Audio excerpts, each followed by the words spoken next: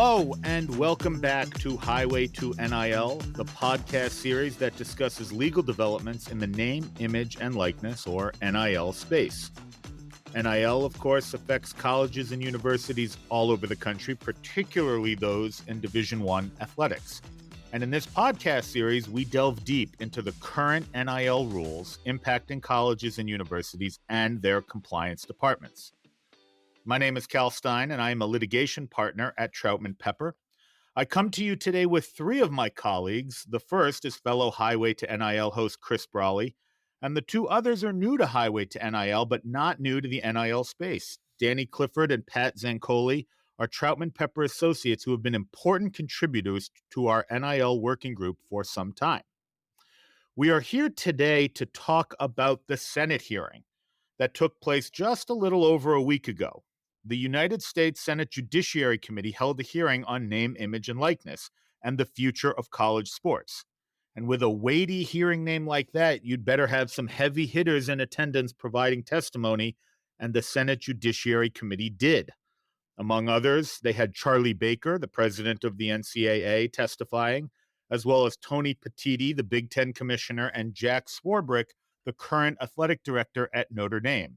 They also had several other individuals representing different stakeholders in the industry of collegiate athletics.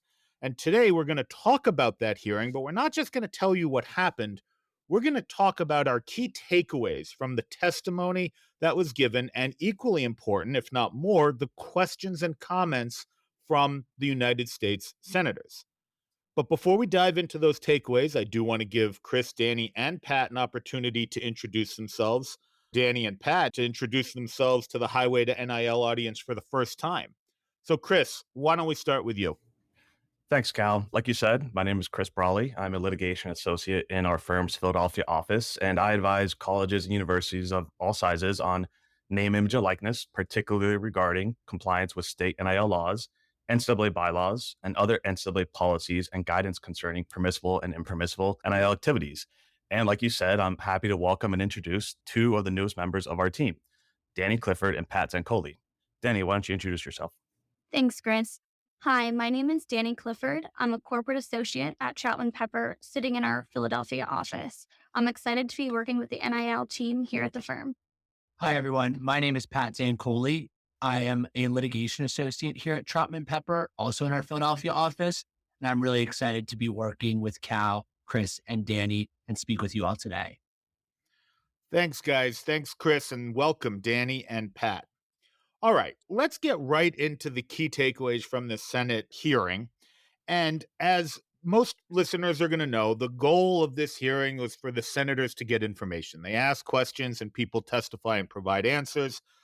But at times, this particular hearing became almost like a forum for Charlie Baker and others to make what I would describe as kind of an open plea to U.S. Congress to pass laws regulating NIL activity and laws about other aspects of collegiate athletics. And that brings us to our first key takeaway, which is on the topic of federal uniformity of NIL laws. And as Highway to NIL listeners know, the current state of NIL legislation and regulation is a little bit murky. There are NCAA policies which apply uniformly to all NCAA member institutions and which the NCAA enforces, or at least tries to enforce. And then in addition to those policies, there are state laws, and those are anything but uniform. In fact, many college athletic stakeholders have commented about this, quote, patchwork of state laws and how it is simply unworkable to regulate NIL in any meaningful way.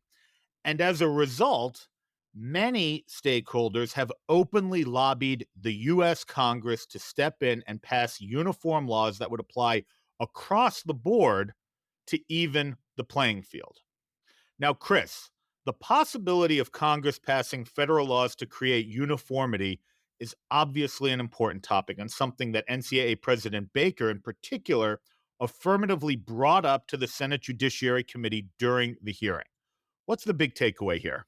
I think it's no surprise that the NCAA is pushing for a national uniform standard of NIL laws that would supersede the patchwork of state laws currently in place. We've heard this for the last few months, for the last year maybe, that these state laws that are all over the place aren't really working for a lot of people in the industry. It's also, I think, no surprise that the NCAA is pushing for this uniformity because, as we've seen and as we've talked about, the NCAA has had a difficult time enforcing these rules and regulations. And so I think Charlie Baker specifically is content on waiting for Congress to act before the NCAA actually wants to do something. I think in terms of wanting some federal uniformity, most stakeholders have expressed concern for the student athletes, specifically around the need for some sort of transparency and the potential for harm if those stakeholders or those in higher positions are not involved in the NIL compensation and deal-making process. For example, with transparency, there's actually no requirement that NIL deals be made public, which is why we see so many guesses as to what these student athletes are actually making or what their market value is. While many states require these student athletes to inform the schools either before or after their NIL deals are entered, there's actually no database that includes the dollar amounts and structure of these NIL deals. And I think this is something that those in favor of federal legislation have pushed for, some school-wide or some NIL-wide database that allows people, whether it's interested stakeholders or those in the general public, to be able to see what these students are making. And I think the biggest issue that's come to light recently in a federal lawsuit that was filed in the Northern District of Florida is this issue of athlete investing, where third-party entities takes a percentage of the student athlete's profits upon signing a professional contract when they're entering their NIL deal. This could be considered some type of predatory lending that I think a lot of those interested in NIL have had some great concerns about. In the last year or month, we've seen several uniform bills be pushed into Congress with little to no success. Some of those involve student athlete healthcare, extending past enrollment, as I said, transparency of NIL activities, limitation on transferring, some sort of central oversight. But I think, Cal, that there's some bigger questions to ask. Will federal legislation actually lead to more transparency? Is it too paternalistic? Will Congress actually micromanage the NCAA, schools, and student athletes, which was something that was raised during the Senate hearing? And also, will Congress actually be able to focus on NIL issues with, as we've seen, more significant issues going on around the world or actually internally in Congress? I'm not entirely sure that federal legislation will actually help, and it could be, as we'll discuss later on, a be careful what you wish for situation. Yeah, we will definitely discuss that later on. I'll say, Chris, on this topic, one thing that I really found interesting is that Charlie Baker has long been the champion of federal uniform laws, but he was not the only witness to raise this in their testimony before Congress. Tony Petitti, in particular, was very vocal and candid about this topic, perhaps even more so than Baker, which really surprised me. He noted in his testimony 4 challenges that he hoped to be addressed with college sports. And the very first one was the patchwork of state laws regarding NIL. What he said was many states are passing NIL and associated laws designed specifically to provide their in-state universities with a competitive advantage. This is something we've talked a lot about, the idea that certain states can leverage their own legislatures to pass laws to give a competitive advantage to in-state universities. One example are the states that allow high school athletes to benefit from their NIL without losing their amateur status, but only if they go to an in-state university. That is the type of thing that Charlie Baker and Tony Petitti and others are looking to Congress to remedy. It's not hard to see how that could create issues, particularly for states that don't have NIL laws or don't have NIL laws that create those sort of incentives. So that is really what we're talking about here. All right. Let's move on to a second key takeaway. And I want to pivot a bit here and talk about congressional preemption of student athletes as employees. Now, Pat, this hearing was held to discuss the issue of name, image, and likeness, but quite a bit of time was devoted to this issue of student athletes being employees, which of course is related to NIL, but distinct. Senator Lindsey Graham, in particular, point blank asked Notre Dame Athletic Director Jack Swarbrick what is likely to happen if Congress does nothing on this issue. And here's what Mr. Swarbrick said. He said, I think we'll wind up with a series of rulings that declare student athletes as employees subject to the Fair Labor Standards Act rule or other rules and regulations, but it won't happen uniformly. So clearly there's major concern about this happening at all, and then major concern that if it does happen, it won't be uniform.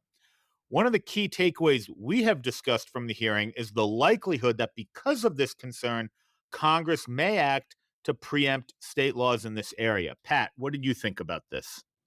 Thanks, Cal. I thought this issue raised at the hearing was interesting, both from a procedural standpoint as well as from a practical standpoint. It makes sense to me that the committee was concerned with this issue, given the fact that the Johnson versus NCAA case is making its way through the federal court system, as the Third Circuit held oral argument on that case earlier this year. I just wonder, from a timing perspective, how Congress could actually preempt this issue if it would like to do so before the Supreme Court rules on it. On one hand, Congress could act by statute, but we know that takes a really long time to create statute, or it can also work with executive agencies to promulgate some sort of regulations, which presents a whole other slew of issues. I'm just not exactly sure how Congress can achieve this goal, given the realities that are at play with respect to procedure. On the practical standpoint, if student athletes are designated as employees, there will be consequences both on the higher education front as well as with respect to the student athletes themselves. I'm thinking about higher education institutions needing to set up a whole employment framework for these new student athlete employees, as well as the student athletes figuring out how to manage their new roles as employees within this larger framework. On the higher ed front, higher education institutions will have to be confronted with the issue of pay and timekeeping.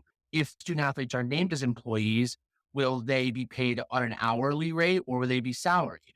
If they are hourly, what counts as time spent working? Is it just time performing as athletes? Does strength and conditioning come into play? Team meetings? Do all student athlete employees get paid the same? And how does overtime apply if applicable? With respect to payroll and benefit management, higher education institutions will be confronted with that issue as well. With student athletes now being named as employees, there will need to be additional staffing required to manage the payroll and benefit systems. And if student athletes are named as employees, will they be offered health insurance? Will they be offered workers' comp? These are questions that higher education institutions will need to decide. Higher ed institutions will need to think about how they might want to restructure their HR departments or their athletic departments to accommodate for this new framework with respect to student athletes being named as employees. Obviously, with student athletes earning income, they will now have to pay taxes on this income. That will affect their earnings, which student athletes may or may not be aware of. And it could also affect the tax bracket that they fall within, depending on how much additional earnings they'll make. Lastly, with student athletes having to juggle the dual responsibilities of being a student, an athlete, and now adding on their role as an employee, they will have to have new responsibilities, ensuring they're on the payroll, ensuring that if there are benefits offered to them, they enroll in those benefits during the applicable time periods, and making sure that athletic departments and HR departments have the adequate paperwork that they need to manage their role as employees with the university. Thanks very much, Pat. I want to stay on this topic of classifying student athletes as employees for our next key takeaway, because there was also some discussion at the hearing about how this issue might or will impact smaller schools. And the focus on smaller schools was actually a big takeaway for me. Danny, what did you make of this part of the discussion at the hearing? I think the classification of student athletes as employees could have large implications for smaller schools, including D3, D2, and even smaller Division I institutions. Jill Bodensteiner, the vice president and director of athletics at St. Joe's, was forward about the negative impact the classification would have at her own institution and other similarly situated institutions. She emphasized it was the, quote, number one threat to her institution, end quote. In a landscape where only 2% of NCAA institutions derive a profit from athletics, increasing the cost to schools will inevitably lead to non-revenue sports and women's sports being eliminated. As a former student athlete myself, this type of change is unsettling. Although, at the end of the day, if it becomes more expensive to house teams, there will have to be cuts. In an effort to compete, one option for smaller schools would be to transition NCAA teams or even entire athletic departments to club sports. However, the cost to run these programs without the guise of the NCAA would be a significant undertaking for smaller schools. Another approach the NCAA could take would be to allow schools to take a tiered approach, where maybe only basketball and football players are eligible for employment status. As Pat touched on, classifying student athletes as employees might force schools to shift scholarships to salaries just to stay competitive. In a mixed regime like this, it's hard to imagine working out the details of having some student athletes paid a salary and some given an athletic scholarship. The tax implications alone are significant. Ultimately, these issues will be hard for smaller institutions to not only afford, but to also navigate. My last point is, what kind of effect does classifying student athletes as employees have on our Olympic pipeline? The large change could leave schools struggling to stay afloat, and athletes will certainly be affected. This is definitely cause for concern, especially since the United States is slated to host the Olympics in 2028. Like Pat said, there are a lot of questions surrounding the implementation, but the impact of classifying student athletes as employees is surely wide-reaching. Yeah, that's a really great point, Danny. A lot of the focus on this issue has been on what the law will be and the implementation, but I think equal focus ought to be spent on the impact of it, including on some of the issues you just mentioned. All right, let's move to the next key takeaway, which is on a topic that, Chris, we've talked about a lot, and that's the impact of NIL on international students. This is something you and I have discussed a lot. It's something we've advised institutions on quite a bit. And no one really seems to fully understand how it all works, how to work NIL within the strictures of federal immigration law.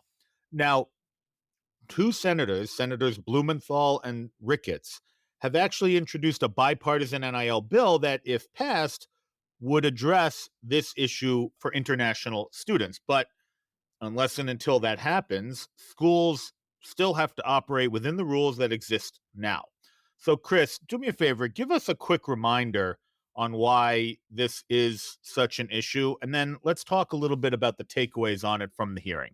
You're right. This is actually one of the issues we get asked about probably the most from big schools, small schools. Seems like all programs are interested in this issue because, their schools and programs have student athletes that are from outside of the United States. At bottom, NIL payments to international students on these F1 visas can jeopardize their status within the United States. So a lot of these schools and programs and student athletes need to be mindful and aware of what they can and cannot do in terms of NIL in the United States and outside the United States. The student athletes on these F1 visas may only earn passive income as opposed to active income.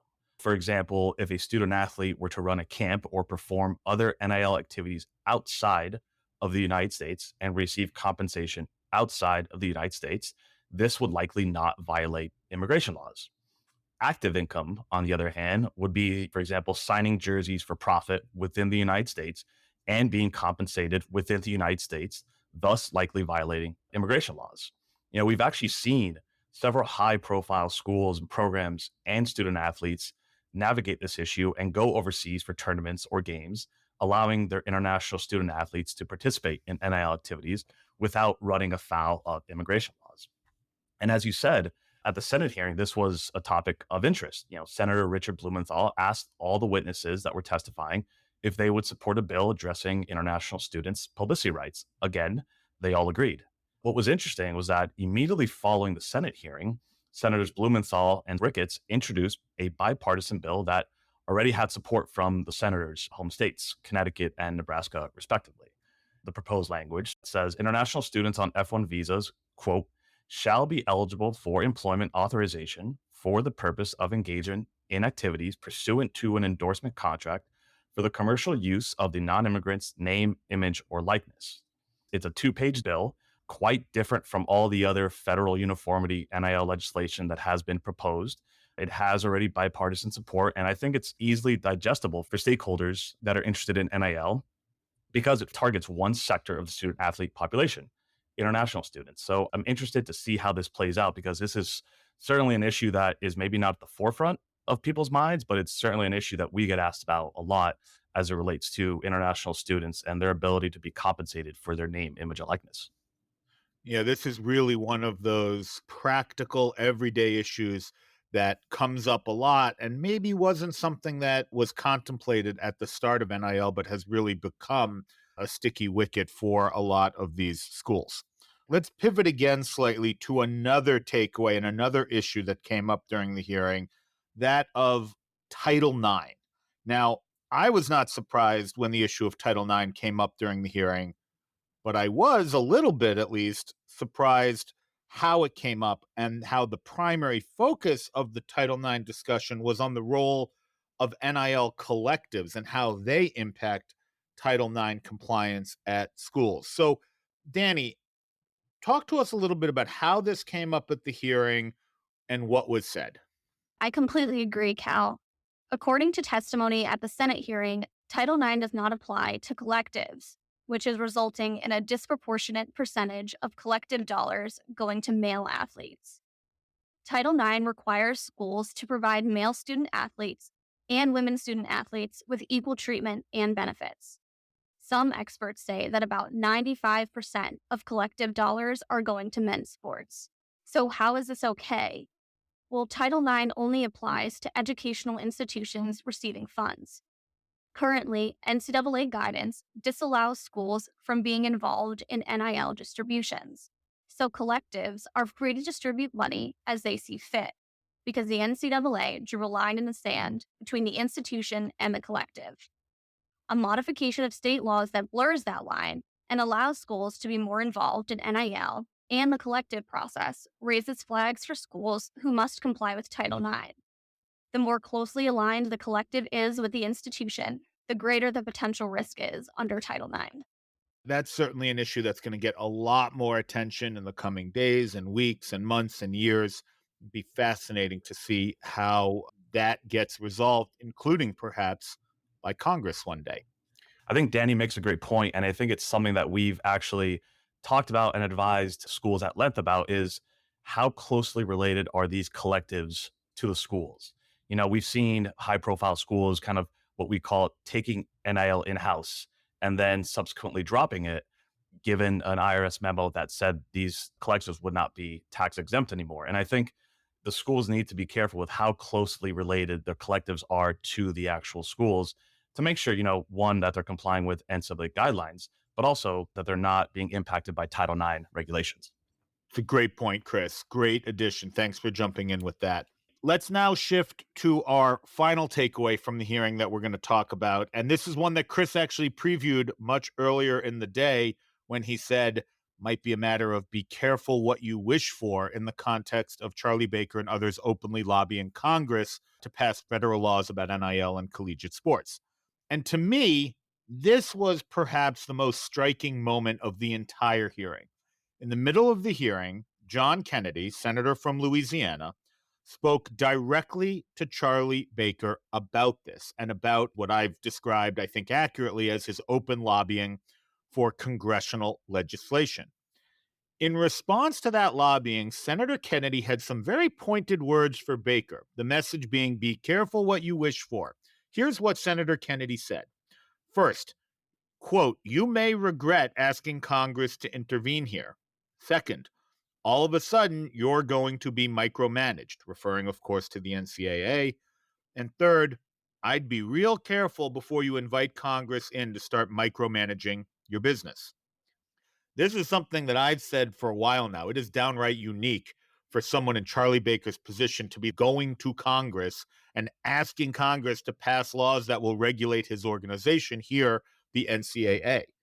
But these are uncommon times, I suppose. Still, the sentiment was certainly not lost on Senator Kennedy.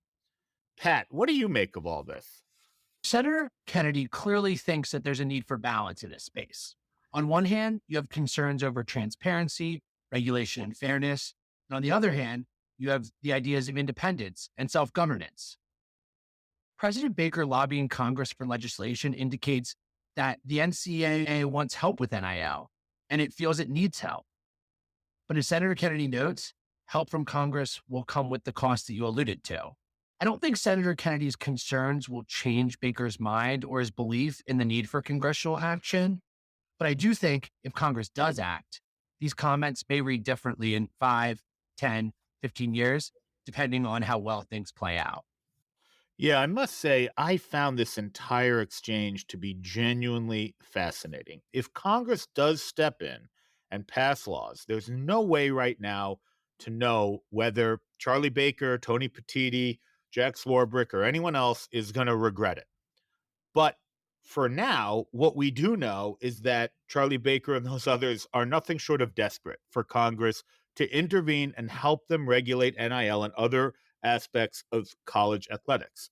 And I want to go back to something that Charlie Baker actually said at the beginning of the hearing. He said, "We want to partner with Congress to go further to curtail inducements and prevent collectives and other third parties from tampering with students." Tony Petitti, the Big Ten commissioner, said that the NIL has resulted in a pay-for-play system primarily controlled by boosters and executed under the guise of NIL, and that the management of college athletics is shifting away from the universities to collectives. And here's the key part. Without action from Congress, we will continue to lack the ability to manage collegiate athletics. These are strong words. They leave no doubt as to where these stakeholders stand on this unique scenario of asking Congress to come in and regulate them, or to use Senator Kennedy's words, to micromanage them. Are they short-sighted words? Certainly Senator Kennedy seems to think so. Time will tell, but the desperate need is something that I absolutely took away from this, and the interest on Congress to at least look into this. Whether they can actually pass something remains to be seen.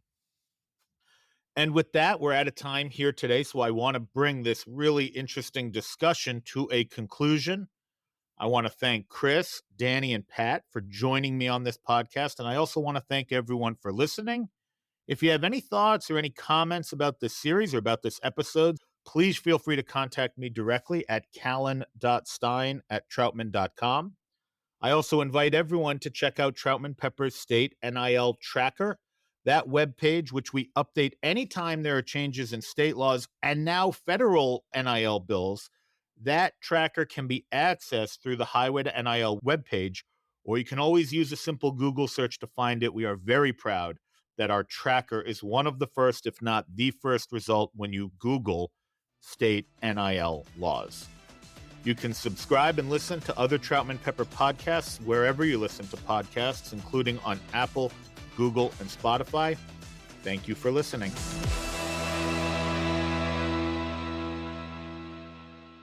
Copyright Troutman Pepper Hamilton Sanders, LLP. These recorded materials are designed for educational purposes only. This podcast is not legal advice and does not create an attorney-client relationship. The views and opinions expressed in this podcast are solely those of the individual participants. Troutman Pepper does not make any representations or warranties, express or implied, regarding the contents of this podcast. Information on previous case results does not guarantee a similar future result. Users of this podcast may save and use the podcast only for personal or other non-commercial educational purposes. No other use, including, without limitation, reproduction, retransmission, or editing of this podcast may be made without the prior written permission of Troutman Pepper. If you have any questions, please contact us at troutman.com.